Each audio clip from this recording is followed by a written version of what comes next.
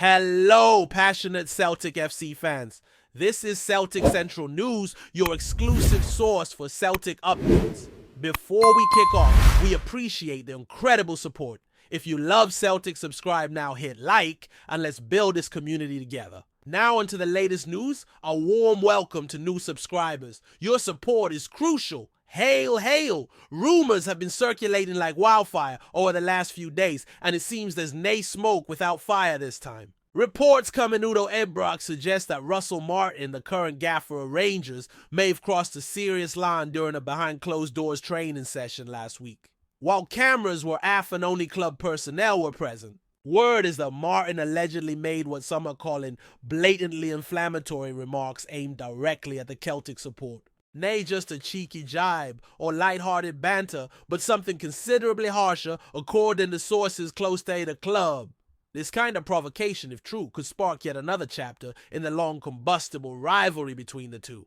Glasgow Giants. While neither Rangers nor Martin have released an official statement, it's the silence that's got folk wondering if something actually did happen. In a city where football's more a religion than a pastime, such words deny just disappear quietly into the wind. Now, to understand the impact of this supposed comment, you need to appreciate just how fierce and emotionally charged the old firm rivalry really is. This is not your typical football feud. It's steeped in over a century of history culture, politics and passion. When a Rangers manager allegedly insults the Celtic faithful, he's not just taking a jab at a rival team, he's digging at generations of support, family legacies, and community pride.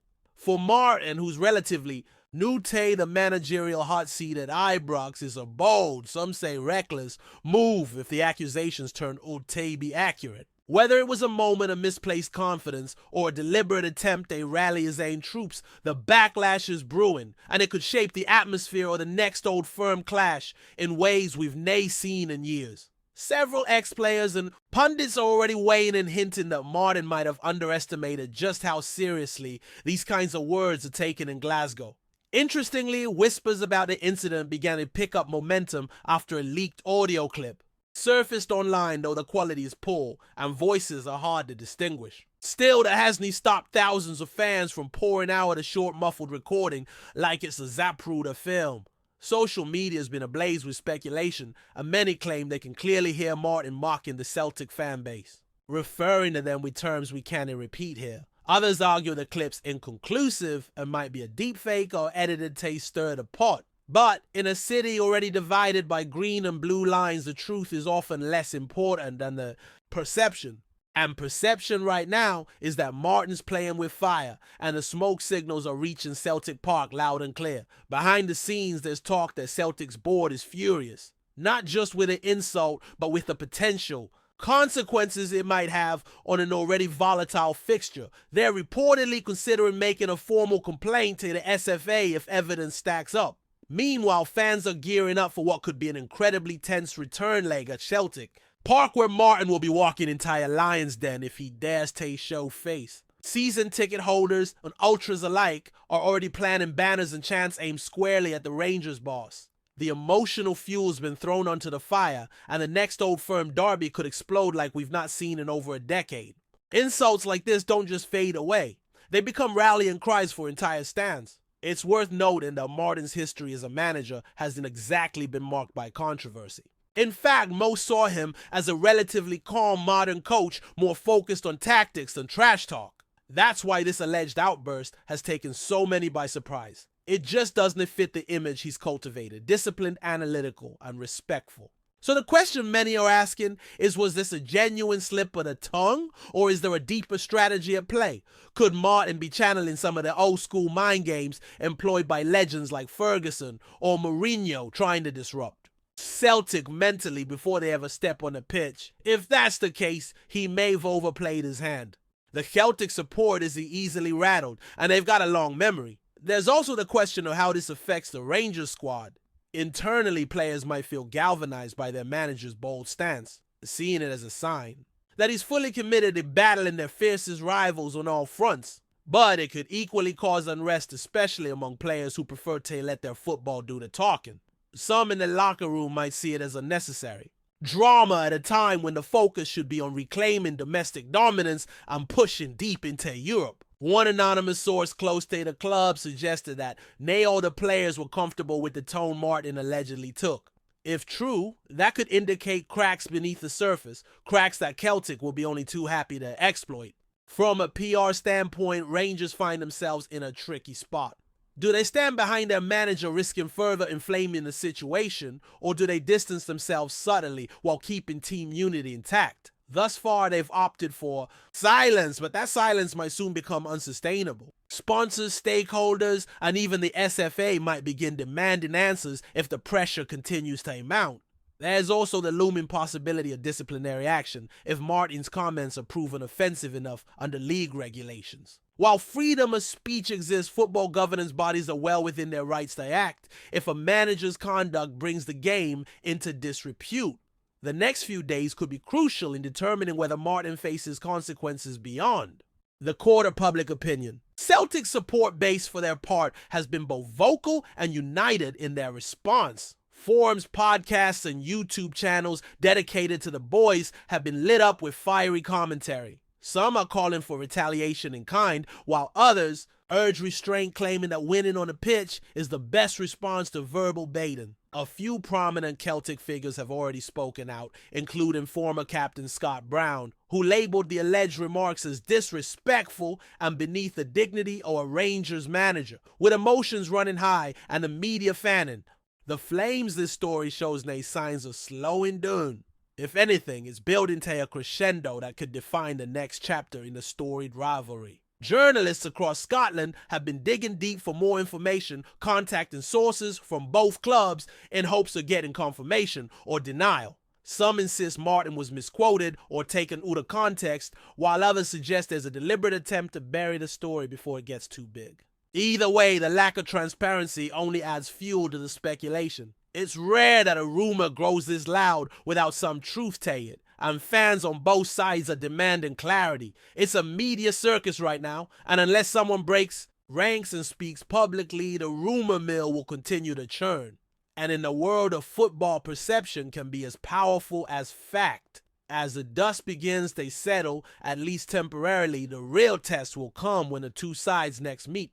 On the pitch, the drama surrounding this alleged insult has added a new edge to an already ferocious rivalry, and it's safe to say the Celtic support will be waiting with sharpened tongues and deafening chants. Martin, if he did make the comments, will need to back him up with results. Otherwise, he risks becoming a villain, not just in the eyes of Celtic fans, but potentially within his own camp if results begin to falter. Football has a short memory when you win, but an elephant's memory when you lose. The stakes just got higher, and so we await the next development.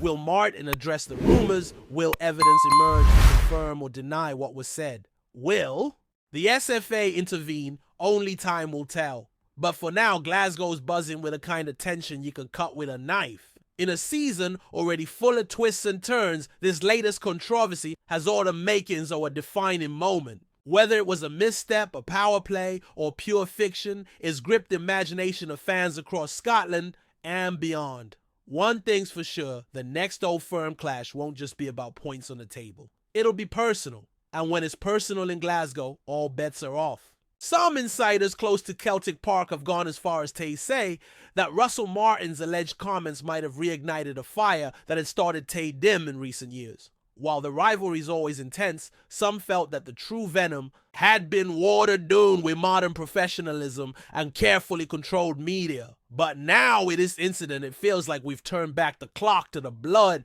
and thunder days are old. Former players from the Martin O'Neill era have weighed in, hinting that if these words had been uttered back in their day, it wouldn't have ended with just headlines.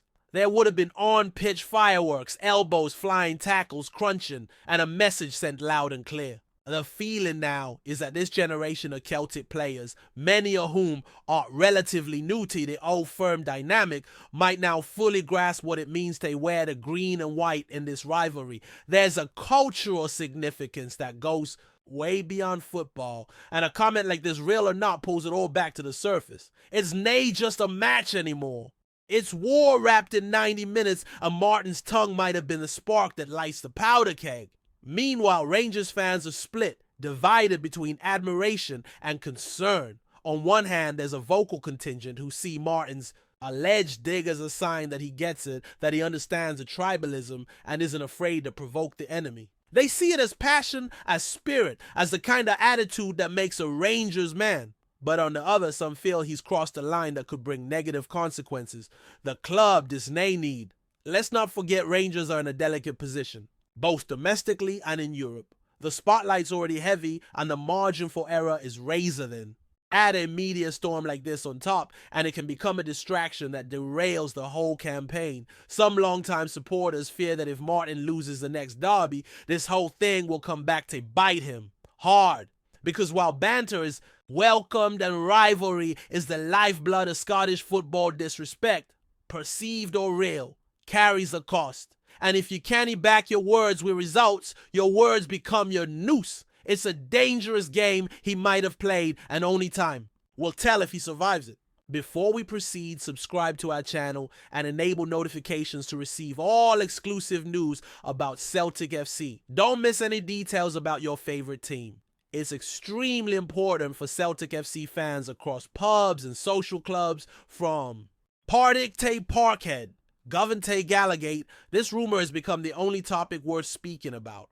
Old men who followed the rivalry since the 60s are shaking their heads, saying they've never seen tension like this in years. Young fans are arguing online, creating memes, posting reaction videos, and dissecting every second of the alleged audio like amateur detectives. It's become a cultural moment, not just a football one. In a city where every corner has a story and every mural means something that's scandalous seeped into the soul of the city.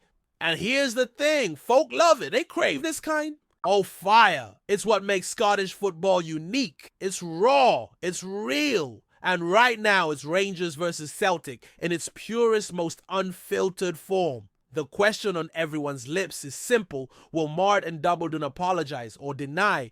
Whichever path he chooses, the outcome could define his legacy at Ibrox. He could become a cult hero or a cautionary tale. One thing's for sure, there's nae going back. The words are out there hanging in the air like smoke before a storm, and the clouds above Glasgow are darkening. Speculation's also starting to creep in about whether this was part of a bigger psychological ploy. Some pundits are suggesting that Martin, or perhaps someone on his staff, deliberately leaked the comment, real or exaggerated, as a way to put pressure on Celtic ahead of their next fixture. Could it be an attempt to bait the boys into playing emotionally losing their heads under the weight of anger and fan expectation? It's nae unheard of in football. Managers have long used mind games as a tool trying to unsettle opponents, wind them up and tilt the mental battleground in their favor. But if this was the plan, it might be backfiring. Because instead of Celtic cracking, it seems they have unified them. Their fan bases rallied their players reportedly furious, and their coaching staff laser focused on response. If anything, the Hoops look more ready than ever to make a statement on the pitch. So if it was a tactic, it may have been poorly timed. Because if Celtic come out swinging and land the first blow, it'll be Martin who ends up looking foolish. And foolish is the look you want in Glasgow, not when silverware is on the line.